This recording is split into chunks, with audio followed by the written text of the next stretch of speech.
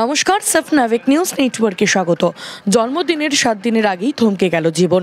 বেশ কিছুক্ষণ নিখোঁজ থাকার পর ডোবা থেকে অপ্রাপ্ত বয়স্কর দেহ উদ্ধারের ঘটনায় চাঞ্চল্য ছড়ালো দেগঙ্গা থানার অন্তর্গত কামদেব কাঠি এলাকায়। স্থানীয় সূত্রে খবর, এদিন সকাল থেকে আচমকাই খুঁজে পাওয়া যাচ্ছিল না ওই অপ্রাপ্ত বয়স্ককে। এরপর তার খোঁজ শুরু করে পরিবারের সদস্য সহ স্থানীয় বাসিন্দারা। বেশ কয়েক ঘন্টা কেটে যাওয়ার পর প্রতিবেশীর বাড়ির ডোবাতে তার নিথর দেহ ভাসতে দেখেন স্থানীয়রা। সঙ্গে সঙ্গে তাকে উদ্ধার করে হাবড়া স্টেট জেনারেল হাসপাতালে নিয়ে গেলে চিকিৎসকরা মৃত বলে ঘোষণা করে। বাড়ির ভিতের মাটি দেওয়ার জন্য প্রতিবেশী এক মহিলা নিজের সীমানায় ওই ডোবাটি তৈরি করেছিল।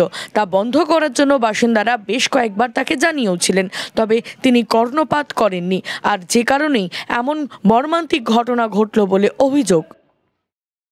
এ দায় শুধু একমাত্র যে বাড়ি করেছিল সেই বাড়ির একটা মহিলার। উনি একটা গর্ত করেছিল বাড়িতে মাটি দেওয়ার জন্যে, মানে ভিতে মাটি দেওয়ার জন্যে।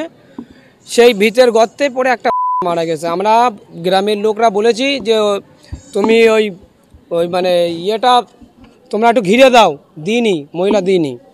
মহিলা ইচ্ছা খুশিভাবে বলে বন্ধ করার জন্য বলেছিলেন। হ্যাঁ, আমরা গর্ত বন্ধ করার জন্য বলেছিলাম, তা সত্ত্বেও উনি বন্ধ করেনি। সেই গর্তেই পরে একটা মারা গেছে। ওই মহিলার আমি চাই যে ওই গর্তটা যাতে বন্ধ করুক। ইতিমধ্যে অস্বাভাবিক মৃত্যুর মামলা রুজু করে তদন্ত শুরু করেছে পুলিশ। এদিন ময়না তদন্তের জন্য বারাসত হাসপাতালে পাঠানো হয়েছে দেহ। কান্নায় ভেঙে পড়েছে পরিবার, শোকের ছায়া এলাকায়। শান্তনু বিশ্বাস, সাফনাভিক নিউজ, দেগঙ্গা। সমস্ত খবরের আপডেট পেতে লাইক করে সাবস্ক্রাইব করুন সাফনাভিক নিউজ। সেই সঙ্গে বেল বাটন প্রেস করতে ভুলবেন না। আপনাদের একটা সাবস্ক্রিপশন আমাদের জন্য অত্যন্ত মূল্যবান। একই সঙ্গে ফলো করুন আমাদের হোয়াটসঅ্যাপ চ্যানেলটিও। জয় হিন্দ।